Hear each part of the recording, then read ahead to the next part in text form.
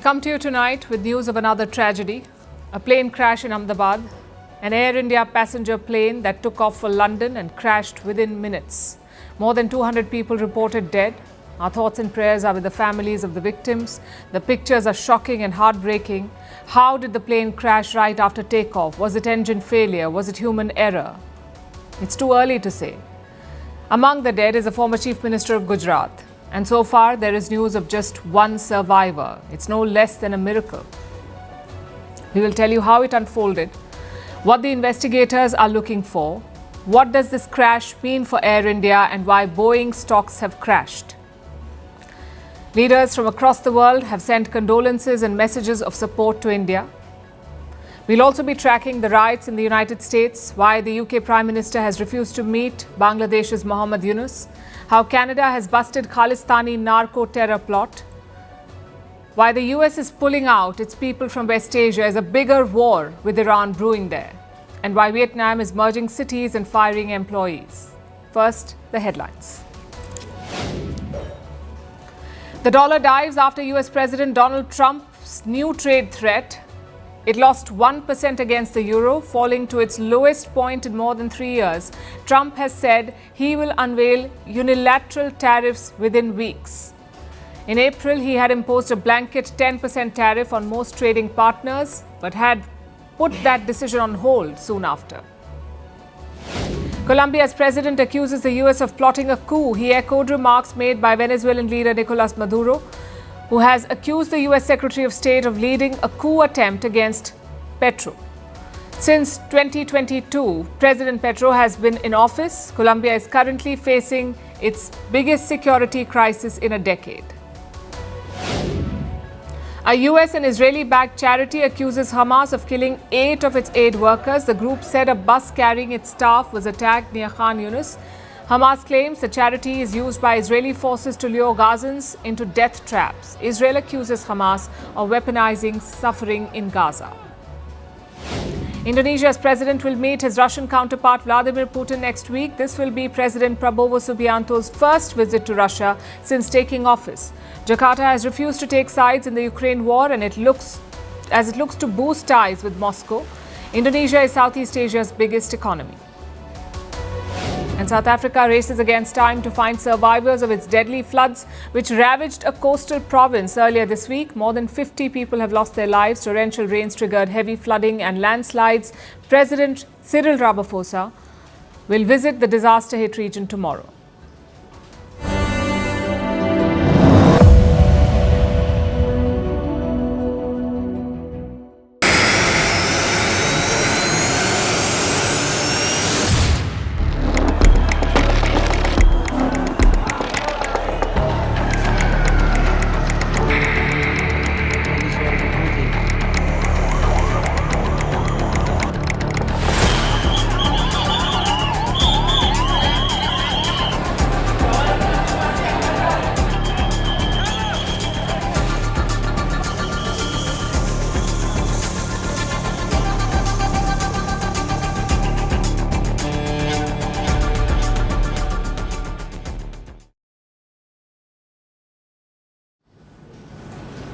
It's a terrible day to do the news because there's only grief and heartbreak today.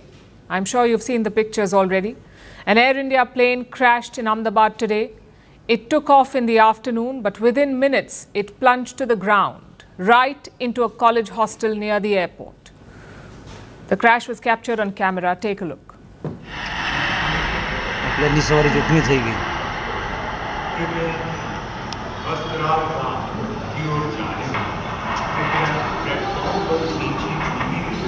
पूरा ही गया होंगे।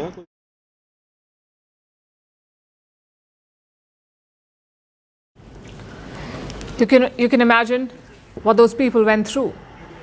They were traveling to London today, maybe to meet family, maybe for vacation, maybe for a job or a college degree. Whatever the reason, you can imagine their emotions. You can also imagine the horror that followed. That's what makes aviation disasters so heartbreaking, the scale and the suddenness of it. The question is, how did this one happen? Let's retrace the plane's journey. This flight was operated by Air India. It used to be India's state-run flight carrier, but in 2022, Air India was bought by the Tata Group. The plane that crashed today was a Boeing 7878 Dreamliner. It is a wide-body passenger plane. It can carry up to 250 people. Now we come to the journey itself. This flight was heading to London's Gatwick Airport. It was carrying 242 people. That's 230 passengers, 10 crew members and 2 pilots, 242 in all. Some foreign nationals were among the passengers, 53 British citizens, 1 Canadian citizen and 7 Portuguese nationals. The remaining 169 passengers were Indian. That's what the flight manifest says. The plane took off from Ahmedabad at 1:38 p.m. local time. It climbed up to an altitude of 625 feet. But within minutes, the plane started dropping. And you saw what happened next. The aircraft crashed into a nearby building. It seems the pilots knew that something was wrong because immediately after takeoff, they reached out to Air Traffic Control or ATC and they raised a Mayday call, which is basically a call of distress. And after that, the ATC got back to the aircraft, but there was no response from the other side. Perhaps there was a loss of signal or the plane had already crashed. Now, I know what all of you are thinking. How did the crash happen?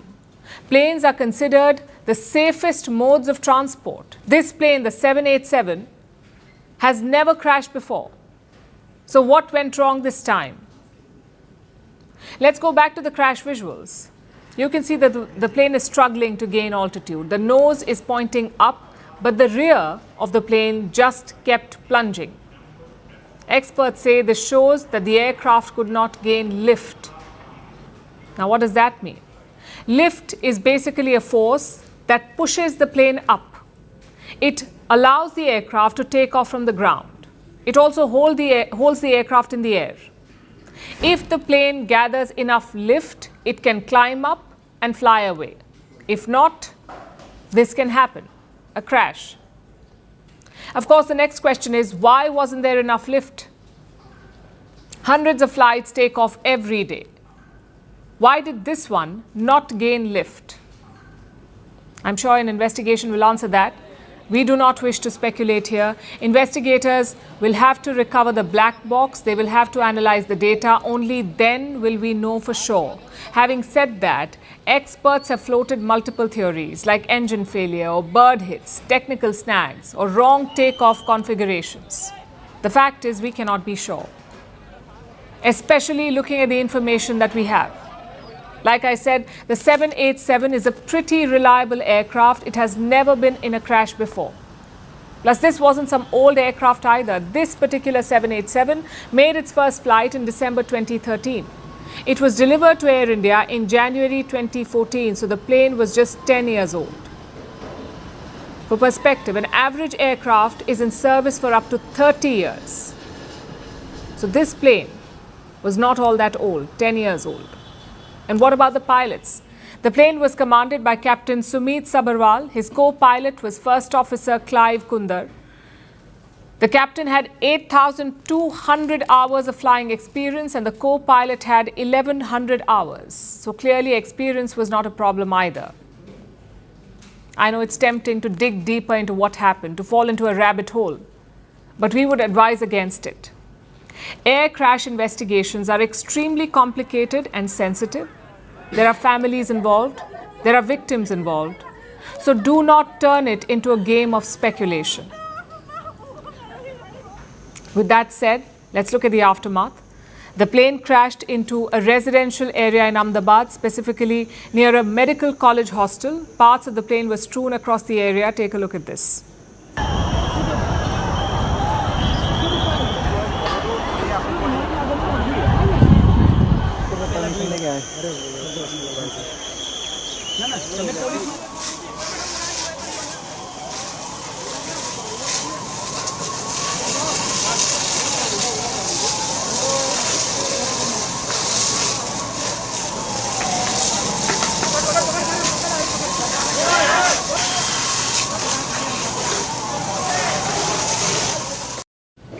There's debris all around the place, and the fire seems to have charred nearby buildings. And casualties, well, the count is still being updated. Most of the injured were rushed to nearby hospitals. Reports say more than 200 deaths have been confirmed. Now, we are not sure if these fatalities are passengers or people living in the hostel. More than 200 confirmed so far. It could take time to ascertain that detail. Which brings us to the government response. Gujarat's Chief Minister visited survivors in the hospital. The Union Aviation Minister is also in Ahmedabad. A control room has been activated at the Aviation Ministry. A hotline has also been established. We are flashing the numbers on your screen. Do reach out if you need any kind of support. As for the rescue efforts, they are expected to take time. You can see the amount of debris and damage. It won't be easy to clear all of this out. Having said that, it's all hands on deck in Ahmedabad. You've got your Rapid Action Forces, you've got the Central Industrial Security Force or CISF, you've got the Central Reserve Police Force or CRPF, and of course you've got the local authorities. All of them are pulling together to help the survivors. The political leadership is also monitoring the events. We have a quote from Prime Minister Narendra Modi. This is what he said. The tragedy in Ahmedabad has stunned and saddened us. It is heartbreaking beyond words. In this sad hour, my thoughts are with everyone affected by it. Reactions are coming in from across the world. UK Prime Minister Keir Starmer called the crash devastating. Russian President Vladimir Putin extended his sympathies to the families. Ukraine's President Zelensky expressed his condolences. Pakistan's Prime Minister Shehbaz Sharif said that he was saddened by the crash. The Maldivian president pledged solidarity with India. The European Union president called the news heartbreaking. The Chinese ambassador promised solidarity with those affected. As always, grief tends to be a bridge. It brings the whole world together. But India won't be forgetting this tragedy soon. Incidents like these tend to leave a mark on our policy, on our psyche, and our worldview.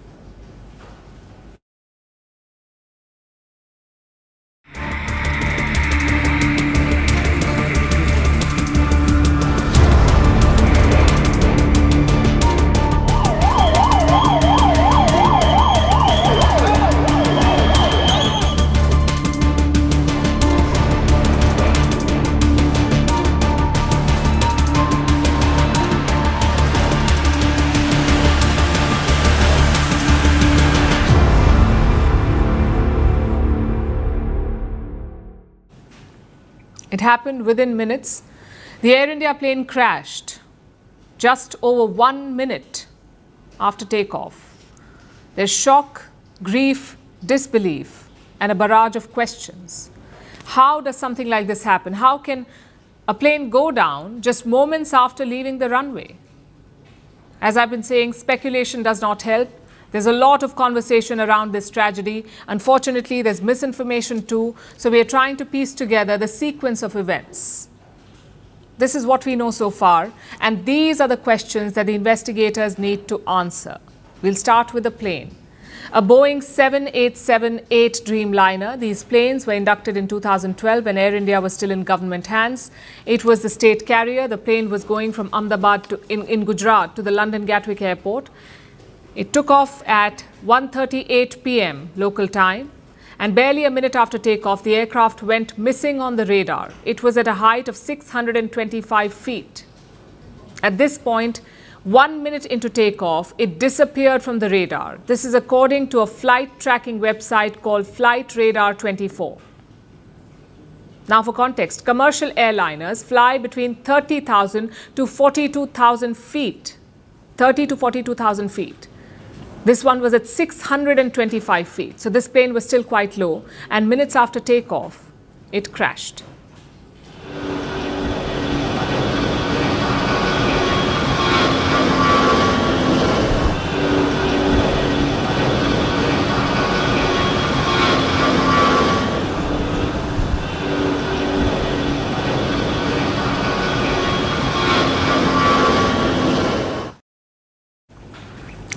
This was a plane being flown by two experienced pilots. The pilot in command had more than 8,000 hours of experience, and the second in command, the first captain, had 1,100 hours logged.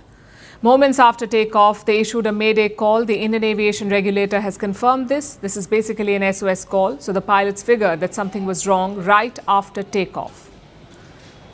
There are a lot of theories on whether the plane was fit to fly. We have no concrete information on that front, nothing confirmed that we can share with you at this point. But we can tell you this is how the probe could shape up. It will be led by the AAIB, the Aircraft Accident Investigation Bureau. It comes under the DGCA, the Directorate General of Civil Aviation, which is India's aviation regulator. Their first task is to appoint an investigator who will gather information and data about the aircraft, when and where it was built, the plane's condition and operation records. Next, a team would collect evidence from the crash site. They will photograph the wreckage, map parts of the plane, and preserve any perishable evidence or things that could get lost, like aircraft fragments. But the most important piece of evidence would be this, the black box. And the name is misleading. The black box is actually orange in color, and that is by design. It is built this way so that it can be spotted easily in the wreckage. This black box effectively has two recorders. The first recorder gathers flight data. It is called the Flight Data Recorder, or FDR. It logs all kinds of details like the plane's altitude, speed, engine settings, and even cabin pressure. That is the job of the first recorder. The second one records sound. It is called the Cockpit Voice Recorder, or CVR. It captures every sound inside the cockpit, the conversations between pilots, radio calls, even the background engine noise. All of it is recorded. So the Mayday call that the pilots made would have been captured by the CVR, the Cockpit Voice Recorder. Now, both these recorders are kept in hard casings. They're made to survive fire, explosions, even deep water and high-speed impact. So recovering the black box is key to any plane investigation. It may hold the answers to questions like what went wrong with the plane, was it technical failure, or was it human error? So investigators will look for the black box, and once all the evidence is gathered, it will be analyzed. That is the final stage of the investigation. Here, the team reviews all the collected information. They could bring in outside experts to analyze it, like senior pilots, plane engineers, aviation experts. Specialized labs could be engaged to assess the evidence, and once everything is in place, a final report will be written and released. Very tragic and very, very horrific. And even till now, I have to say I'm in a state of shock. We are not going to spare anyone. We are not going to leave any stone unturned. We'll do properly according to the protocol, and we are going to go to the depth of why this incident has happened. That much I can tell you now.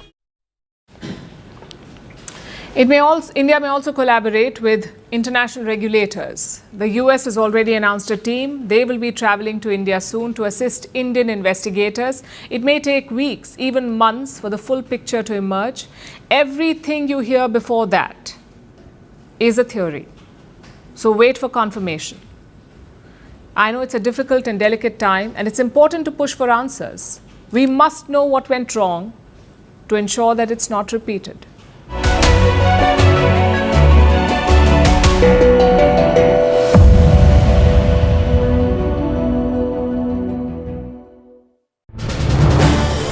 This is News 18 Network.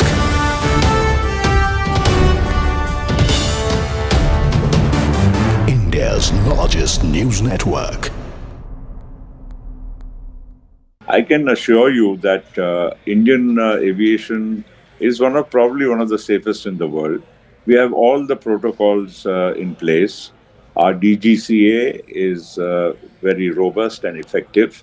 And to find, to pick holes into our ability to manage Indian aviation would be very unfair.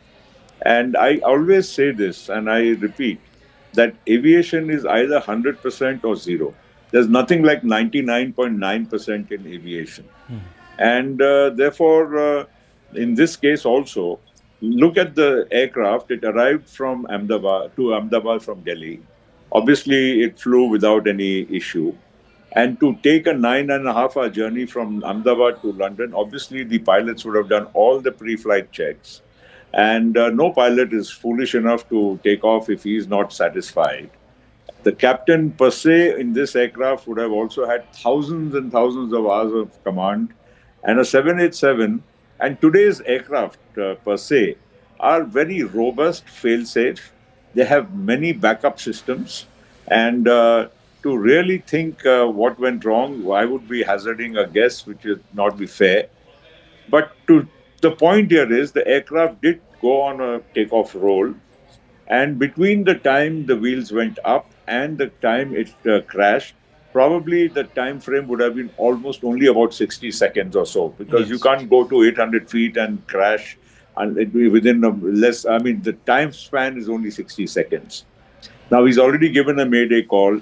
Now, I don't know what exactly went wrong. It will be, again, hazarding a guess, which would be unfair. The only thing which can be ascertained is now, since the aircraft has fallen just a few hundred meters from the airport and in the BJ Medical Complex, therefore, to retrieve the black box and the other equipment would be also, quite simple. We would be able to ascertain only after that. Let me tell you one more thing.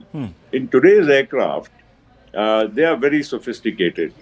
All the parameters of an aircraft, right? Every single second the aircraft is in the air, all the parameters are recorded, not only by the aircraft, but they're also transmitted to a central command, real time, of the airline itself. So if there is, when an aircraft does a flight, there is a way to ascertain every single parameter during whatever the duration of the flight. So if anything would have gone wrong prior to this flight, or which may have escaped the attention of anybody, I'm sure this will be retrieved in no time once the equipment is found.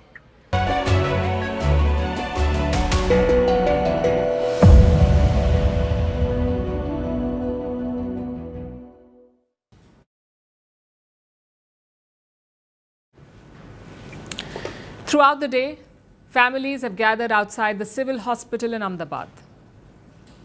This is where the crash victims were taken. All day, they have scrambled for updates. Relatives have desperately looked for their loved ones. But while this happened, on a bed in the same hospital lay a 40-year-old man. His name is Vishwas Kumar Ramesh.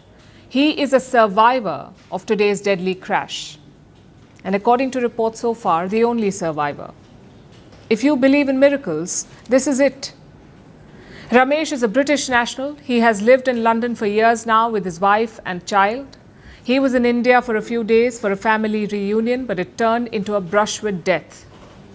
Today, Ramesh got on the doomed Air India flight, hoping to return to London. But a few seconds after takeoff, there was a loud noise, and then the plane crashed. It all happened very quickly, and the rest was almost a blur to him.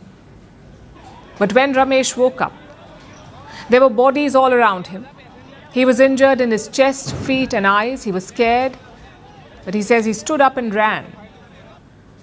He was on seat 11A, so he jumped out of the emergency exit and emerged from the inferno. Soon, someone found him in the wreckage, possibly someone from the rescue team. They got him on an ambulance, took him to the hospital, and Ramesh survived the tragic incident. He has cheated death. But not everyone was this lucky, including a young bride on her way to meet her husband. Two siblings, excited about their vacation, and a couple along with their 3 young children hoping to start afresh. When the Air India flight took off, so did the joy, the hopes, and the dreams of 242 people. But as the journey turned into tragedy, it has destroyed dozens of families. Here is a report. Khushbu Rajpurohit, a resident of Rajasthan, got married in January. Her husband works in London, and she was about to meet him for the first time since the wedding. So yesterday she made the journey from Rajasthan to Gujarat. Rajpurohit's family dropped her off at the Ahmedabad airport. She boarded the Air India Boeing 787 Dreamliner, along with 241 others. And now, her husband doesn't know if his bride is still alive. Dozens of family members of the crash victims mirror this anxiety. 242 people on the flight were travelling to London today. Some of them to meet family members, some going on a vacation. But the journey turned tragic soon after takeoff. Hundreds of people have died. Among the victims is Kongrelatpam Ngantoi Sharma. She was one of the crew members on the flight. Before the takeoff, she messaged her sister, "I'm going to London. In a few minutes, we'll take off. We may not be able to talk for a while." Now, her family's grief knows no bounds.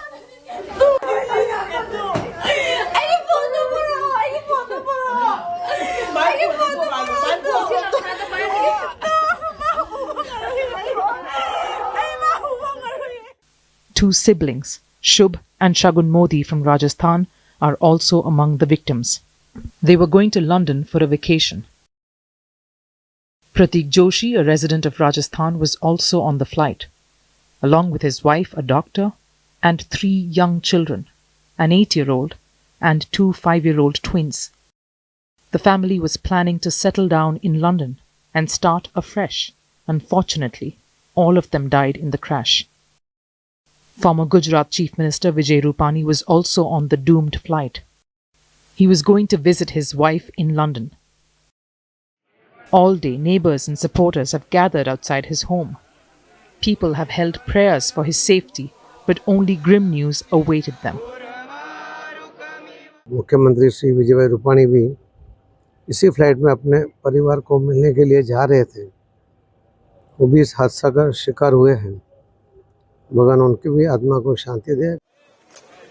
Most of today, families and loved ones of the victims have gathered outside the civil hospital in Ahmedabad, where the crash victims were taken. They have scrambled to hear news about their loved ones. By evening, many of them are still inside the hospital, hoping against hope. But given the scale of the accident, identification has been a hurdle. सारी dead bodies है और अब पहचानना भी मुश्किल है और अभी कुछ बता नहीं सकते। सास और ससुर दोनों इस फ्लाइट में थे और यूके ही जा रहे थे हमारे साली को मिलने। एयर में जा रहे थे वो मेरे छोटे भाई अर्जुन शिव सिंह वासनिया है और उनके घर वाली वो दिव्या बेन और अर्जुन सिंह वासनिया है। वो लोग अपनी बेटी को मिलने के लिए लंदन जा रहे थे और अभी तक मुझे कोई इनका समाचार मिला नहीं। मैं इंतजार कर रहा हूँ। Amid grim chances of survival for families of loved ones, it has been a tussle between heartbreak and hope. As India and the world unites in grieving for the lives lost in this tragedy.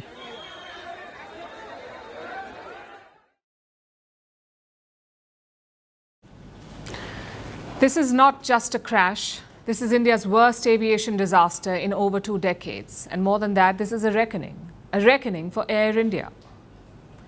It was a crown jewel of newly independent India, but Air India has since lost its sheen. There have been efforts of revival, but the picture still looks bleak.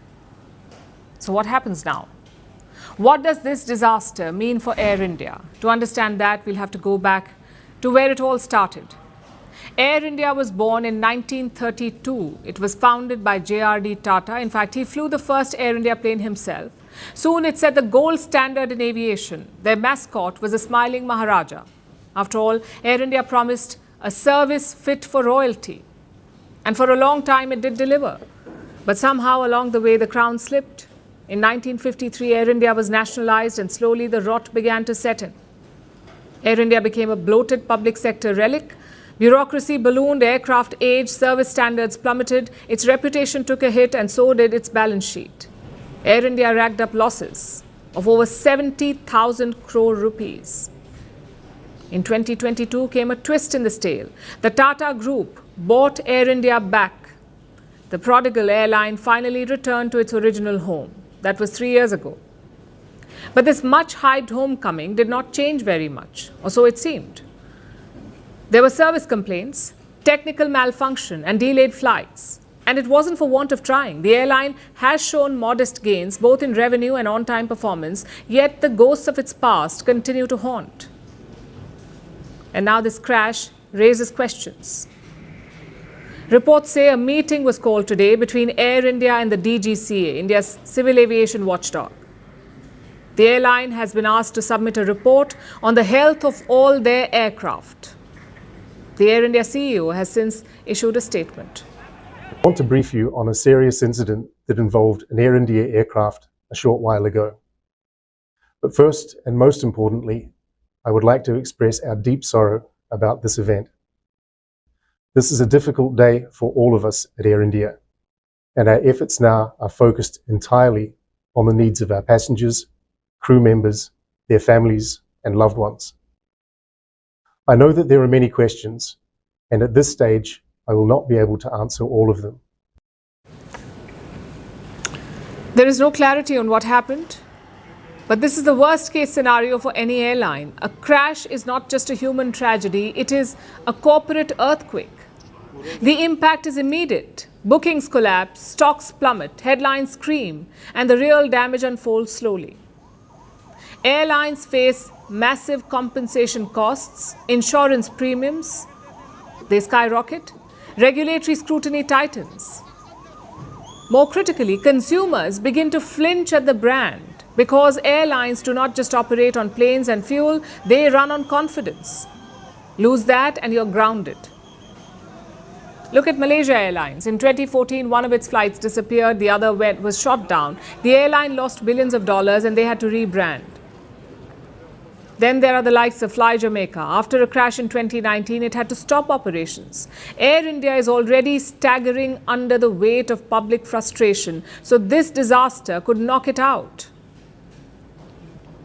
Now, we don't yet know the official cause of the crash, engine failure, pilot error, maintenance issues, we don't know. The black box will speak in time. But already this tragedy fits an unsettling pattern. In recent years, Air India has faced multiple technical incidents. Let me show you some reports. In January this year, an Air India flight made an emergency landing in Bengaluru. The issue was engine failure. In 2024, there was a hydraulic issue on a flight from Delhi. It had to be diverted to Russia. Another flight made an emergency landing in Thiruvananthapuram. Again, technical reasons. One Air India plane had to land after a crack in the windshield. A flight from Newark to New Delhi made an emergency landing in Stockholm. This was due to an oil leak in one of the engines. I could go on, but you get the gist. So can Air India survive this one? The short answer is maybe. The long answer is not unless everything changes. Yes, Air India has some things going for it. It is backed by the Tata Group, which has money and influence. It can absorb short-term losses. It still holds valuable international flying rights.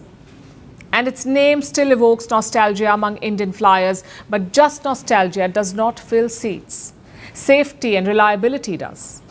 So this crash has changed the stakes. The regulators will move in, insurance providers will circle like hawks, global aviation bodies will demand answers, and flyers, they will flee to other airlines.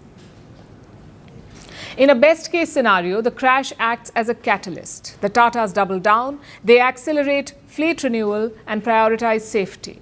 And that seems to be the goal here. Recently, Air India placed an order to buy 570 new planes. So they need to double down on rebooting the airline. But if history is any guide, such reinventions are rare. Airlines, like empires, have expiry dates.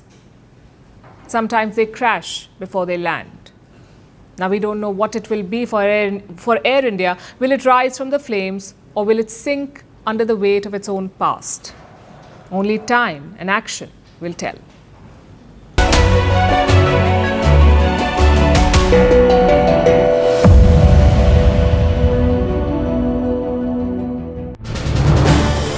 This is News 18 Network.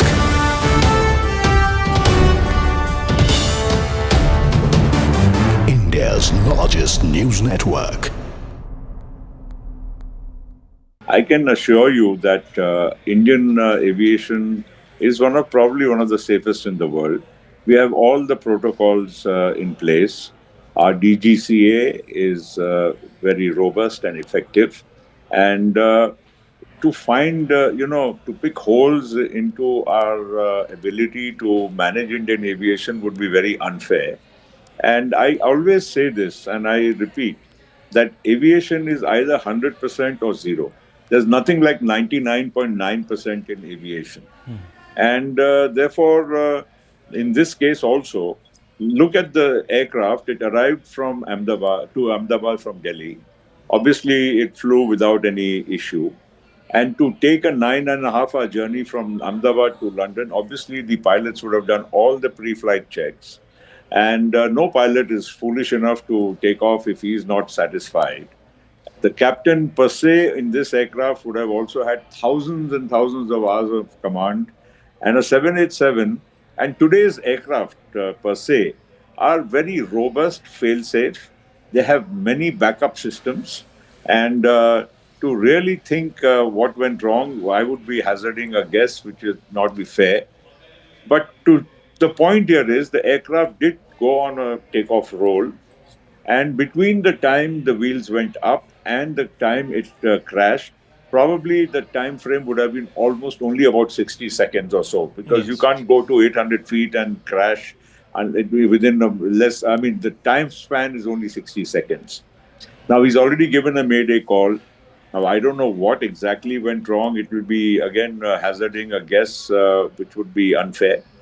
The only thing which can be ascertained is now, since the aircraft has fallen just a few hundred meters from the airport and in the BJ Medical Complex, therefore, to retrieve the black box and the other equipment would be also, quite simple. We would be able to ascertain only after that. Let me tell you one more thing. In today's aircraft, they are very sophisticated. All the parameters of an aircraft, right? Every single second the aircraft is in the air, all the parameters are recorded, not only by the aircraft, but they're also transmitted to a central command, real time, of the airline itself. So if there is, when an aircraft does a flight, there is a way to ascertain every single parameter during whatever the duration of the flight. So if anything would have gone wrong prior to this flight, or which may have escaped the attention of anybody, I'm sure this will be retrieved in no time once the equipment is found.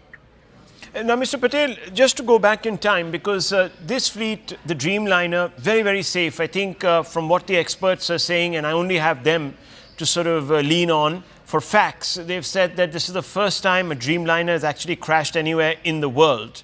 Now, most of these Dreamliners were purchased, I suppose, about 10, 12, 15 years back by Air India when it was still government-owned. Obviously, there would have been a huge procedure that must have unfurled within government to select the plane. There would have been due diligence. There would have been all sorts of studies that would have been conducted. Well, most certainly. I mean, first, the procedure itself in government is a very robust procedure. It goes through several layers. And ultimately, the basic selection of aircraft is done only on technical parameters. Because, the airline, requires a certain type of aircraft for certain, lengths of the flights. You want to go to the US, you want to go to the European countries, or to, 8-hour flights, 12-hour flights, and so on.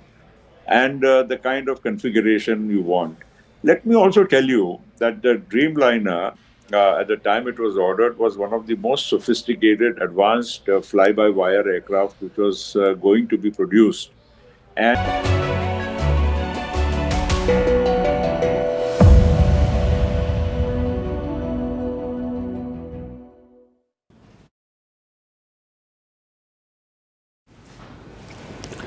we talked about the crash, how it happened, and why Air India is under the scanner. But what about the plane itself? The aircraft, it was a Boeing 7878 Dreamliner. It was launched 14 years ago as Boeing's great leap into the future. But this crash may change that. This is the first time a Boeing 787 aircraft has crashed.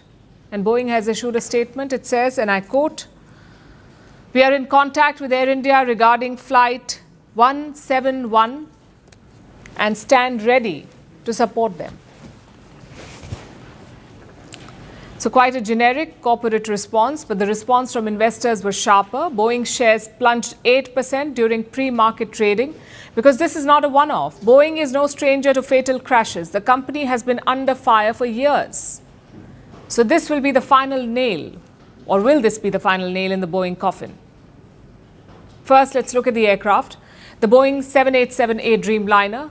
It was marketed as a revolutionary aircraft. It was supposed to be a game changer in modern aviation. The aircraft first entered into service in 2011. Right now, there are more than 1,175 Dreamliners in service. As we speak, 1,175 Dreamliners.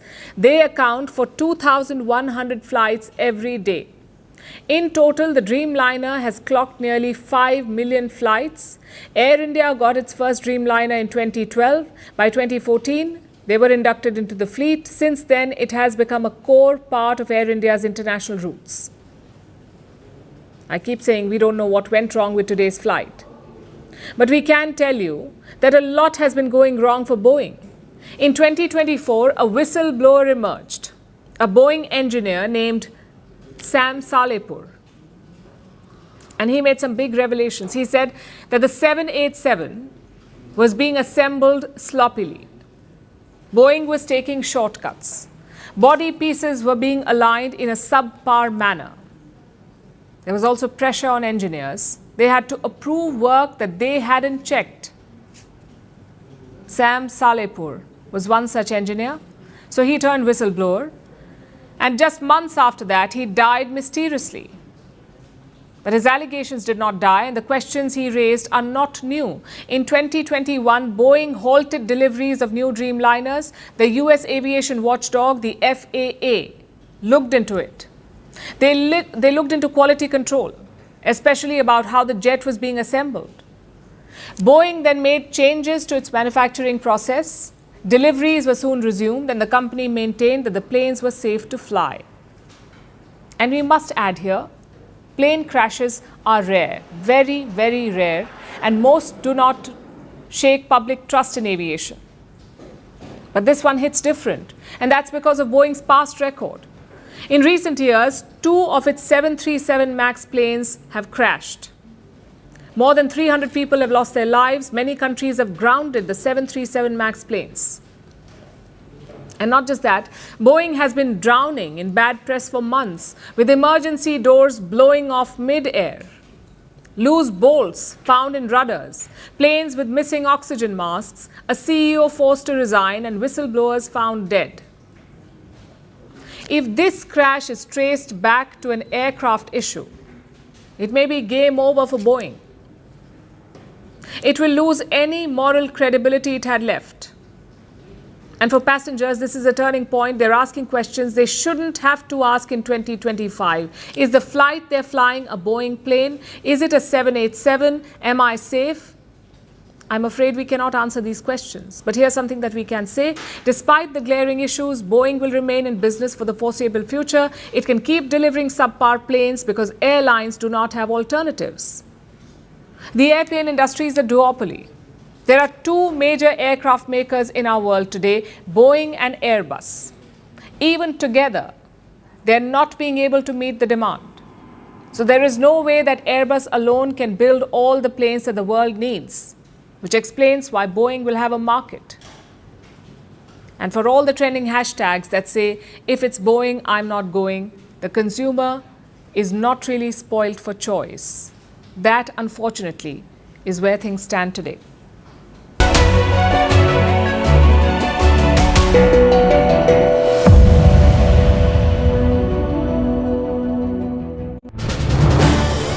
This is News 18 Network.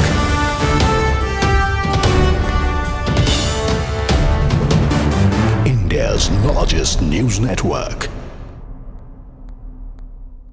I can assure you that Indian aviation is probably one of the safest in the world. We have all the protocols in place. Our DGCA is very robust and effective. And to find, to pick holes into our ability to manage Indian aviation would be very unfair. And I always say this, and I repeat, that aviation is either 100% or zero. There's nothing like 99.9% in aviation. And therefore, in this case also, look at the aircraft. It arrived from Ahmedabad to Ahmedabad from Delhi. Obviously, it flew without any issue. And to take a 9.5 hour journey from Ahmedabad to London, obviously the pilots would have done all the pre flight checks. And no pilot is foolish enough to take off if he is not satisfied. The captain per se in this aircraft would have also had thousands and thousands of hours of command. And a 787 and today's aircraft per se are very robust, fail safe. They have many backup systems. And to really think what went wrong, I would be hazarding a guess, which would not be fair. But the point here is the aircraft did go on a takeoff roll, and between the time the wheels went up and the time it crashed, probably the time frame would have been almost only about 60 seconds or so, because you can't go to 800 feet and crash and it be within less. I mean, the time span is only 60 seconds. Now, he's already given a Mayday call. Now, I don't know what exactly went wrong. It will be, again, hazarding a guess, which would be unfair.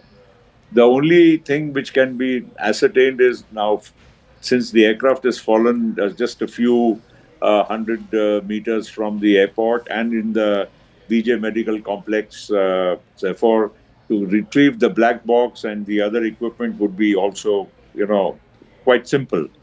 We would be able to ascertain only after that. Let me tell you one more thing.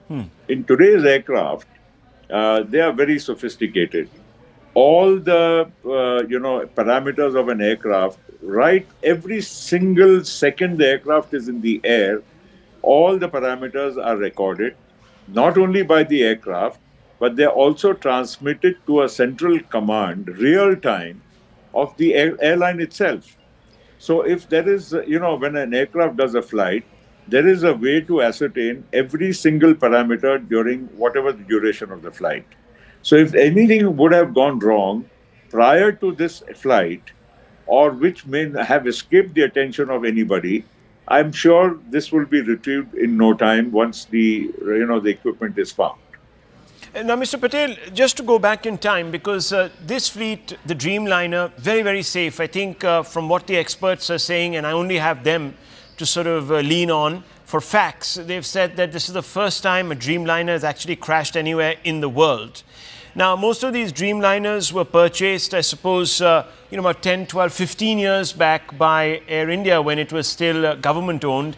Obviously, there would have been a huge procedure that must have unfurled within government to select the plane. There would have been due diligence. There would have been all sorts of studies that would have been conducted. Well, most certainly. I mean, first, the procedure itself in government is a very robust procedure. It goes through several layers. And ultimately, the basic selection of aircraft is done only on technical parameters. Because, the airline, requires a certain type of aircraft for certain, lengths of the flights. You want to go to the US, you want to go to the European countries, or to, 8-hour flights, 12-hour flights, and so on. And the kind of configuration you want. Let me also tell you that the Dreamliner, at the time it was ordered, was one of the most sophisticated, advanced fly-by-wire aircraft which was going to be produced. And it was ordered by probably most major airlines in the world, Air India also being one of the early ones.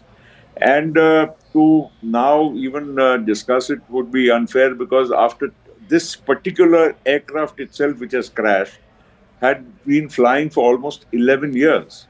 And if you see any major airline in the world, and if you go at any moment of time, there would be more than 1,000 787s up and flying any part of the world. So I'm sure when, of course, the orders are placed, every other parameter is also examined. And of course, it is the airline's requirement which primarily drives what is the choice of aircraft. Let me also remind you that in the world for wide body, you only have two aircraft manufacturers. You have a Boeing and an Airbus. And the comparable aircraft are, a 350 for the Airbus, or a 787 Dreamliner for Boeing. So it's not really that we are ending up, with too many choices.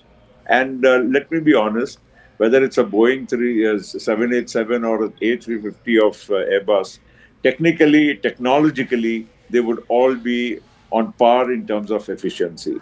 So it's a minor thing between one and the other. But the fact of the matter is, all the machines flying today, irrespective of this type of aircraft, are very, very robust and sound. And every aircraft has backup after backup. I don't think, of course, the pilot's efficiency, his knowledge, his presence of mind is the most important factor in any aircraft flying. But even technically, an aircraft, is so designed that it can overtake a lot of functions which a human, mind and hand cannot, perform in the shortest possible time. So the response time of an aircraft, its systems are very, very robust. Here, of course, there seems to have been a catastrophic failure of lift, and that didn't give the pilot, even though very experienced pilot with lots of man hours of flying, didn't give much of time to the pilot to even react. And only a Mayday call, and as you said yourself, 60 seconds, and it was down laden with fuel. Obviously, there will be questions asked. I'm at this moment as in the dark as anyone else, Mr. Patel, about what could have been the reasons. But there has been a lot of internal strife within Tata. After it took over this particular airline, Singapore Airlines came into it, and so on and so forth. There are a lot of cost cutting, lots of valuable AI senior engineers were sort of let go of. Could this have, at some level, affected operations, maintenance, checks, all of that? Do you think, or it's too premature to get into any of this? I think it is premature. See, the other point is, Rahul, that the fact of the matter is that there's a...